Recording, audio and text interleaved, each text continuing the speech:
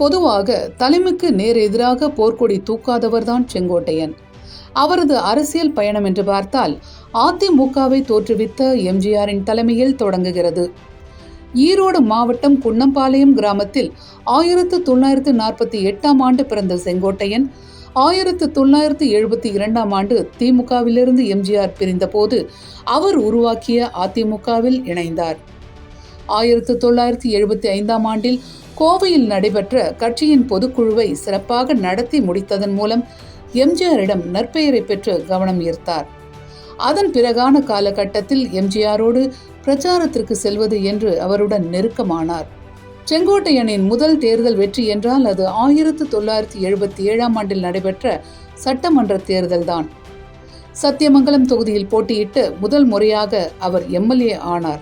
அதன் பிறகு கோபிச்செட்டிப்பாளையத்தில் 8 முறை போட்டியிட்டு எம்எல்ஏவாக தேர்வு செய்யப்பட்டார்.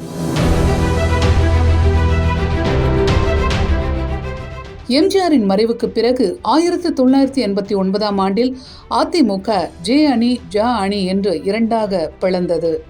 அந்த பிளவில் ஜெயலலிதா அணியில் இருந்தவர் சேவல் சின்னத்தில் போட்டியிட்டு வெற்றி பெற்றார். தேர்தல் தோல்வி என்று பார்த்தால் 1996 தேர்தலில் மட்டும் தோல்வியை சந்தித்திருக்கிறார் செங்கோட்டையன். அமைச்சரவையில் அவரது பயணம் என்று பார்த்தால் 1991-96 ஆட்சி காலத்தில் போக்குவரத்து துறை அமைச்சராகவும் 2011-2016 ஆட்சி காலத்தில் விவசாயம், ஐடி, வருவாய்த்துறை என்று பல்வேறு துறைகளுக்கும் அமைச்சராக பொறுப்பு வகித்தவர். இறுதியாக 2016-2021 காலகட்டத்தில் அப்போதைய முதல்வர் எடப்பாடி கே பழனிசாமியின் அமைச்சரவையில் பள்ளி கல்வித்துறை அமைச்சராக பொறுப்பு வகித்திருந்தார் செங்கோட்டையன். எம்ஜிஆரிடம் நற்பெயரை பெற்றதைப் போலவே மறைந்த முன்னாள் முதல்வர் ஜெயலலிதாவிடமும் சிறந்த நிர்வாகி என்று பெயரெடுத்த செங்கோட்டையன் அவரின் பயண திட்டங்களை வகுப்பது என்று கட்சியின் முக்கிய முகமாக இருந்திருக்கிறார். ஜெயலலிதாவின் நம்பிக்கைக்கு பாத்திரமாக திகழ்ந்த செங்கோட்டையன் அவரின் நிகழ்ச்சி நிரல்களை சிறப்பாக வகுப்பதில் வல்லவராக இருந்தவர்.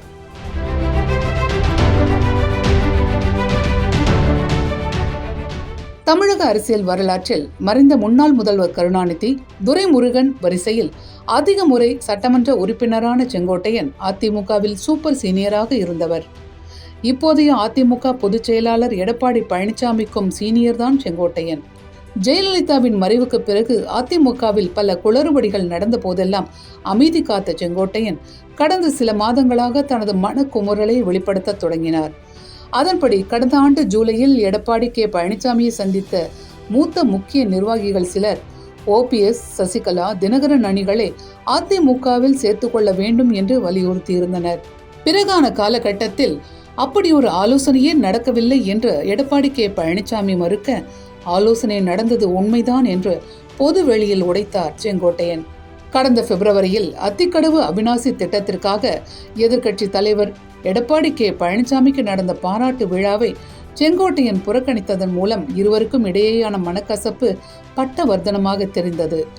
கூட்டத்தில் எம்ஜிஆர், ஜெயலலிதா படங்கள் இல்லாததாலேயே தாம் அதனை புறக்கணித்ததாக கூறிய செங்கோட்டையன், இயக்கம் ஒன்றாக இருக்க வேண்டும் என்று நினைத்தவன் நான், என்னை சோதிக்காதீர்கள் என்று வெடித்து பேசினார்.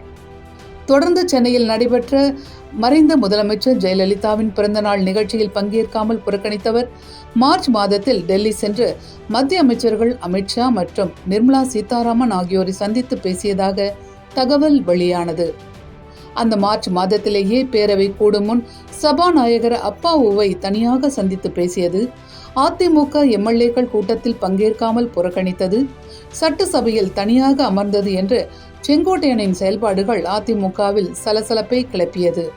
அது மட்டுமல்லாமல் அதிமுகவிலிருந்து நீக்கப்பட்டவர்களை ஒருங்கிணைக்க வேண்டும் என்று எதிர்க்கட்சி தலைவரும் அதிமுக பொதுச் செயலாளருமான எடப்பாடி கே பழனிசாமிக்கு கெடு விதித்திருந்தார் செங்கோட்டையன். டிடிவி தினகரன், சசிகலா, ஓ பன்னீர்செல்வம் ஆகியோரை சந்தித்து எடப்பாடி பழனிசாமியுடனான மோதலை தீவிரப்படுத்தியதால் கட்சியிலிருந்து செங்கோட்டையன் நீக்கப்பட்டார். இந்நிலையில் எம்எல்ஏ பதவியை ராஜினாமா செய்து தனது புதிய அரசியல் பயணத்தை தொடங்குகிறார் செங்கோட்டையன்.